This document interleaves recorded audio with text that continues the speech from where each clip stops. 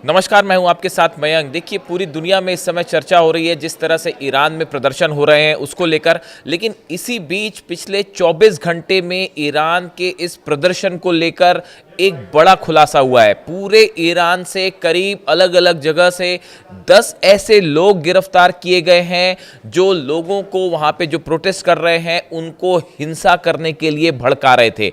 और ईरान की तरफ से दावा किया गया है ये वो लोग हैं जो कि इजराइल और मोसाद के भड़कावे पर, उनके एजेंडा पर चलते हुए ईरान में हिंसा फैलाने की कोशिश कर रहे हैं। देखिए, लगातार इस तरह की रिपोर्ट आ रही है कि ईरान में जो प्रोटेस्ट हो रहा है, कई शहरों में प्रोटेस्ट देखने को मिला जहां कई लोग सड़कों पे भी आए।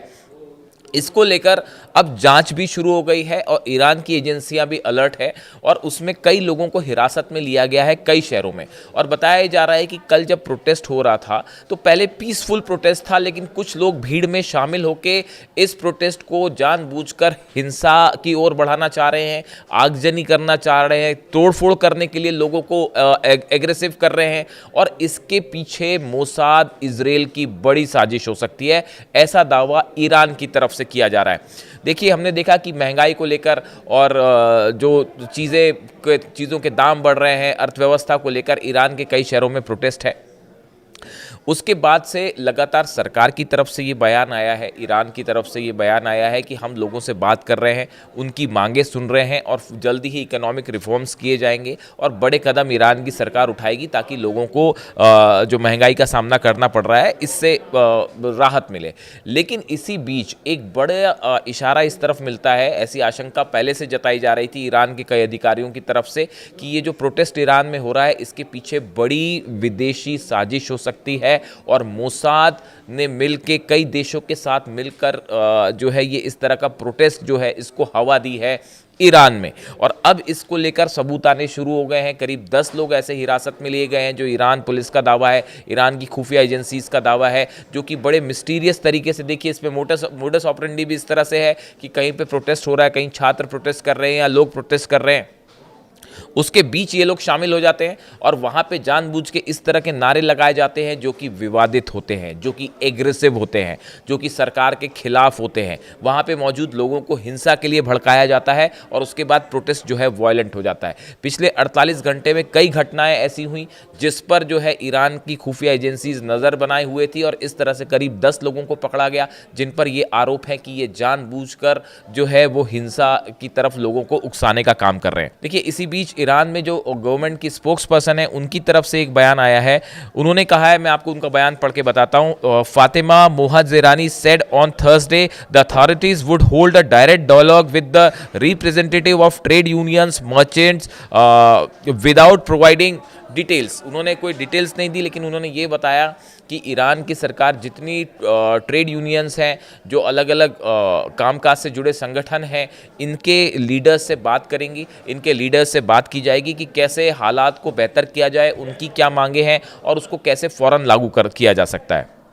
देखिए, इसी बीच एक और खबर आई कि 21 साल का जो बासिज फोर्स है, वहाँ की आईआरजीसी से जुड़ा एक संगठन है जहाँ पे लोग अपनी मर्जी से शामिल होते हैं और वो ईरान में अलग अलग रूप में काम करते हैं, लॉ एंड ऑर्डर मेंटेन करने में मदद करते हैं, सिक्योरिटी के लिहाज से काम करते हैं। ऐसे 21 साल के एक लड़के की कल मौत हो गई। वो बासिज आर्मी है वहाँ की, उसका सदस्य था और वो जो प्रोटेस्ट हो रहे थे उसमें कुछ लोग जो हिंसा कर रहे थे उसको उन्होंने रोकने की कोशिश की और इस दौरान जो है लड़के की मौत हो गई। जो ईरान में एक चर्चा का मुद्दा बना हुआ है कि वहाँ पे जो नए यंग लड़के हैं वो भी ये चाह रहे हैं कि किसी तरह से ये प्रोटेस्ट जो है वो शांत हो और ईरान में किसी तरह की हिंसा ना हो।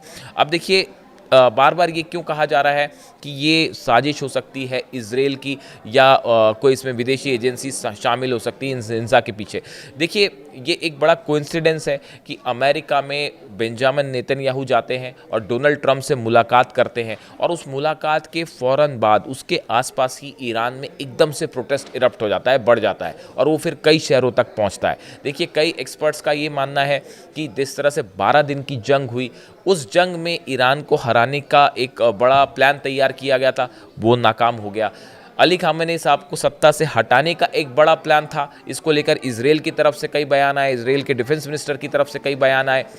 वो प्लान भी नाकाम हो गया। तो उसके बाद हो सकता है कि एक बड़ी इसमें साजिश हो, इस तरह से उसको फंडिंग भी की जा रही हो कि ईरान में सत्ता परिवर्तन के लिए एक परसेप्शन तैयार किया जाए। ऐसा आरोप ईरान की तरफ से लगाए गए हैं।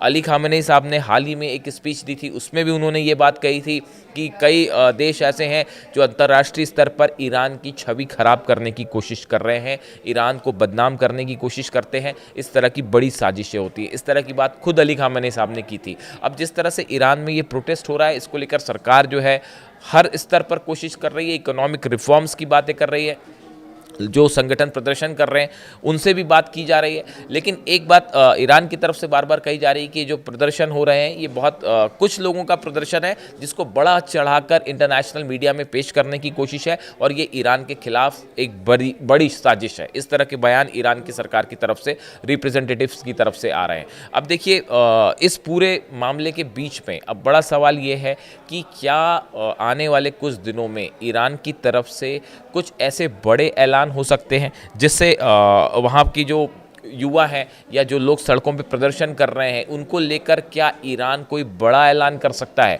ऐसा माना जा रहा है। देखिए सरकार की तरफ से जो बयान आए हैं, ईरान के राष्ट्रपति पेजेश्कियान जो हैं उनकी तरफ से बयान आया है। उन्होंने साफ कहा है कि जो लोग प्रदर्शन कर रहे हैं उनके प्रति हमारी पूरी सहानुभूति है, आप हिंसा मत करिए, आप हमसे बात करिए, जो सरकार की तरफ से आपके लिए बेस्ट हो सकता है वो हम करने को तैयार हैं। यानी सरकार उनसे हर स्तर पर बात करने के लिए तैयार है। और जो बड़ा वर्ग वहाँ प्रोटेस्ट कर रहा है वो महंगाई के खिलाफ है, वो अर्थव्यवस्था के खिलाफ है। लेकिन इसकी एक बड़ी वजह यह भी समझनी होगी कि जिस तरह से यूरोपीय देशों ने ईरान पर सैंक्शंस लगाए, अमेरिका की तरफ से सैंक्शंस लगे, लंबे वक्त से सैंक्शंस लगे हैं। आप देखिए जब भी कोई सैंक्शन लगता है किसी देश पे तो वहां पे तुरंत अचानक से हाहाकार मच जाता है कि भाई सैंक्शन लग गए। लेकिन ईरान पर कई सालों से ये सैंक्शंस लगे हैं, लंबे समय से जो है ईरान सामना कर रहा है इन प्रतिबंधों का। आर्थिक स्तर पर ऑयल जो रिफाइनरीज हैं, ऑयल बिजनेस है, उस पर प्रतिबंध लगाए गए हैं। जंग लगातार ईरान के खिलाफ हो रही है, ईरान के खिलाफ नए तरह के साइबर अटैक्स हो रहे हैं। इन हालात में ईरान एक ऐसे देश के रूप में है जो तमाम मुश्किलों के बावजूद भी लगातार जो है वो एक मजबूत देश के रूप में उभर कर सामने आया है। ऐसे में ईरान का ये कहना है कि जो प्रदर्शन हो रहे हैं इन प्रदर्शनों को बातचीत से रोक दिया जाएगा, हल कर लिया जाएगा। और एक बड़े स्तर पर एक ऐसी कोशिश हो रही है कि ईरान को अनस्टेबल किया जाए, उसके लिए ईरान की सरकार कदम उठा रही है। और जिस तरह से कल ये 10 लोग पकड़े गए, हिरासत में लिए गए, इनसे पूछताछ हो रही है। हाल ही में ईरान ने एक बड़े जासूसों का नेटवर्क भी फॉल किया था पूरे ईरान में, और बताया जाता है कि ये मोसाद के एजेंट्स थे या मोसाद से संपर्क में लोग थे जो ईरान के खिलाफ काम कर रहे थे। अब ईरान को शक है कि जो प्रदर्शन हो रहे हैं इस प्रदर्शन के नाम पर ईरान के खिलाफ एक बड़ी साजिश रची जा रही है। और ईरान की सरकार का दावा है कि जल्दी ही इसको दुनिया के सामने बेनकाब किया जाएगा। इससे जुड़ा जो भी अपडेट होगा आप तक पहुंचाएंगे। Thank you so much.